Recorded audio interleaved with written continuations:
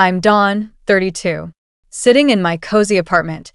The silence is a stark contrast to the chaos of that fateful night at the restaurant. The pearl necklace box, now empty, sits on my coffee table, a silent reminder of the shattered hopes and the storm that erupted. It was my mother, Iris's, 60th birthday. I'd driven to the upscale restaurant with a heavy heart full of anticipation. The pearl necklace, a symbol of my unwavering desire for her approval, lay in its elegant box on the passenger seat. As I parked, I caught a glimpse of my reflection in the rear view mirror. I'd chosen a conservative dress, paired with the gold earrings she'd given me 2 years ago. Little did I know that within a couple of hours, my world would be turned upside down. I walked into the restaurant, the soft murmur of conversations filling the air. I was right on time, but somehow, I was the last to be seated at our reserved table. Iris sat at the head, wearing a regal purple dress that looked like it had cost a fortune. Her silver hair was perfectly coiffed, a testament to hours spent at the salon. "There you are," she said without looking up from her menu, her tone dripping with a hint of accusation. "We were starting to wonder if you'd gotten lost." My younger brother, Leo, who is 29, jumped up to hug me. He was wearing the same wrinkled shirt he'd worn to our last family gathering. His wife, Mia, gave me a warm smile and scooted over to make room. Around the table were our extended family. Aunt Grace, Iris's older sister, had driven down from Seattle and was sipping on her second glass of wine. Uncle Henry, my father's brother, was quietly scrolling through his phone, probably checking the stock market. My cousins, Lily and Ethan, had brought their kids, who were busy building towers out of sugar packets. I placed the carefully wrapped gift bag next to Iris's plate and leaned down to kiss her cheek. "Happy birthday, Mom. You look beautiful." She accepted the kiss with as much enthusiasm as if I were a door-to-door salesperson. Then, Leo pulled out a small gift bag from the corner store. "Oh, Leo, you shouldn't have," she gushed, tearing into the tissue paper to reveal a scented candle set that probably cost less than $15. "These smell divine. You always know exactly what I like. How thoughtful of you." She held them up for everyone to admire. Then she turned to my gift bag with far less enthusiasm. When she opened the jewelry box to reveal the pearl necklace, there was a brief moment of surprise. "Oh, these are nice. Very nice. Thank you, Dawn." Nice. 2 weeks of my salary, and all I got was nice. As we ordered our meals, I couldn't help but calculate the cost in my head. The restaurant was expensive, and with so many of us, the bill would be hefty. As usual, I knew I'd end up paying most of it. Iris expected me to, just because I had a good job in the city.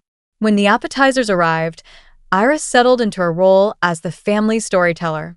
"You know, I was just telling Mrs. Thompson from next door about Dawn's high school graduation. What a day that was." I perked up, thinking maybe this was the moment she'd finally acknowledge my achievements. "Dawn was valedictorian," she continued, and for a split second, my heart soared. But the real story was how Leo helped her with that speech. He spent hours listening to her practice, giving her feedback. I felt like I'd been punched in the gut. Leo had been in his room, playing video games, ignoring my pleas for help when I was having a panic attack about speaking in front of 500 people. Aunt Grace chimed in. "I remember, Dawn. Your speech was beautiful. You talked about following your dreams." Iris replied smoothly, "Yes, well, Leo really helped her understand the emotional part. He's so intuitive about people's feelings." Leo shifted uncomfortably in his seat, but he didn't say a word.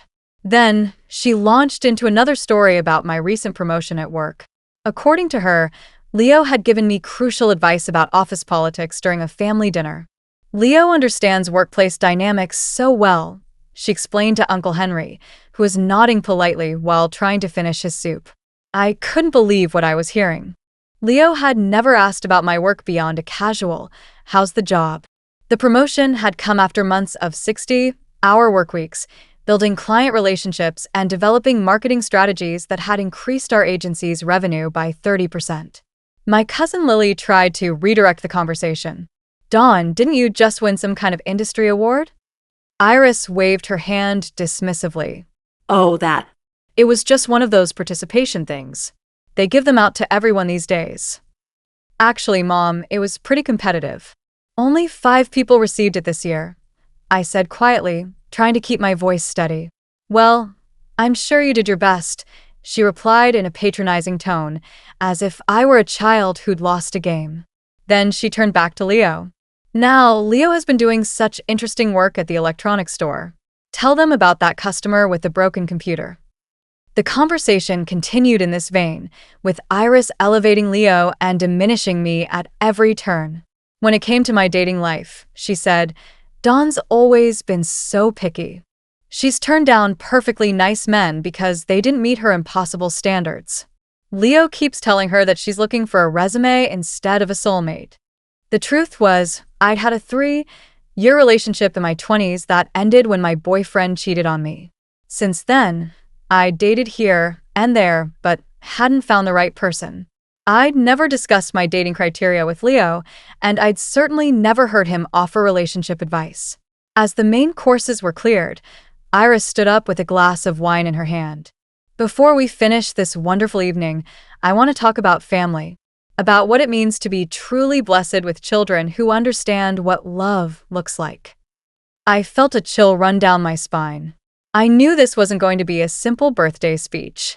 I rose from my chair.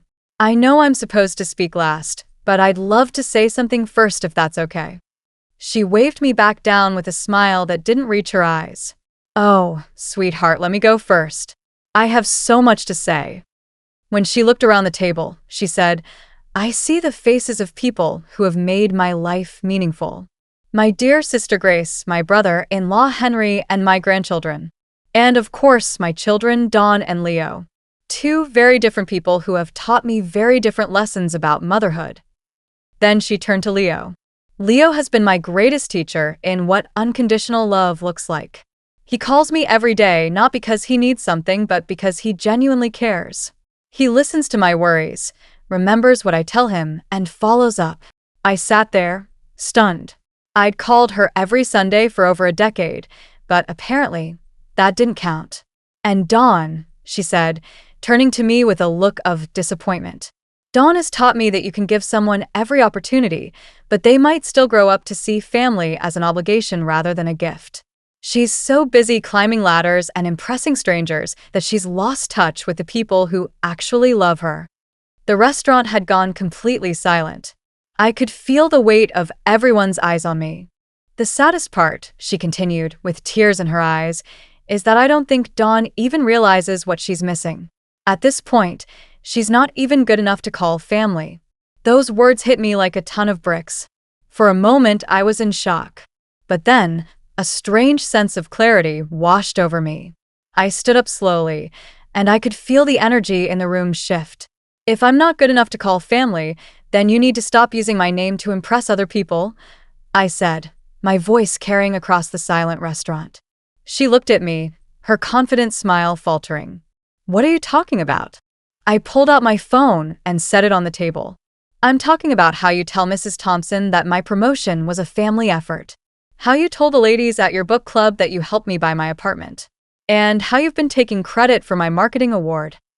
I opened my photos and found the screenshot of a text from Mrs. Thompson. This is a text from Mrs. Thompson.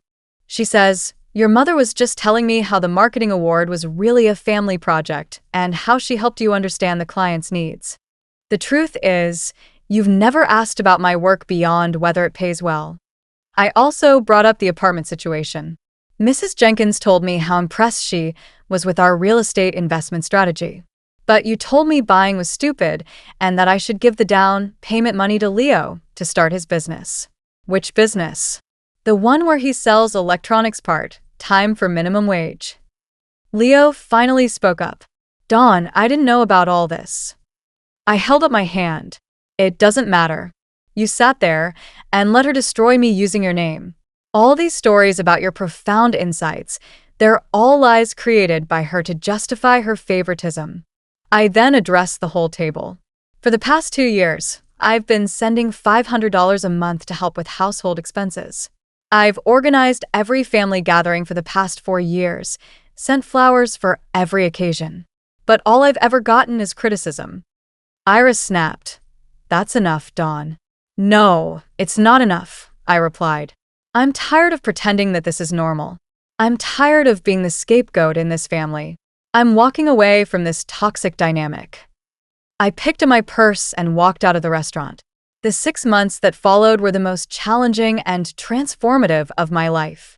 I started seeing a therapist, Dr. Ava Reed, who specialized in family trauma. She helped me understand that Iris's favoritism wasn't my fault. She taught me about boundaries and how to trust my own perceptions. Work became my haven. I threw myself into a new marketing campaign for a local charity. The campaign was a huge success, and I won another industry award. This time, the achievement was truly mine, and I didn't have to worry about Iris taking the credit. I also started dating again. I met Ben through a community event. He was simple, kind, and didn't judge me for my family situation. When I told him about what had happened, he just said, "Sounds like you made a healthy choice." About 4 months after the restaurant incident, Leo showed up at my apartment. "I've been going to therapy too," he said.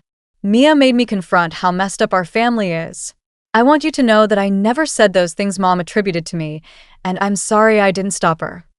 We talked for hours. He told me about the pressure of being the golden child and how it had held him back. He was planning to move out, get a full-time job, and go back to school. 3 weeks later, I heard that Iris was telling people I was having a career crisis and that I'd lashed out at the birthday dinner because of work stress. But this time I didn't care. I was learning to build a life based on my own values. 6 months after that fateful night, I'm finally learning what it means to be free. I've realized that sometimes the bravest thing you can do is to walk away from a family dynamic that doesn't value you. I may not have been good enough for Iris's version of family, but I'm good enough to create my own definition of what family should be. And that, I've learned, is the most valuable lesson of all.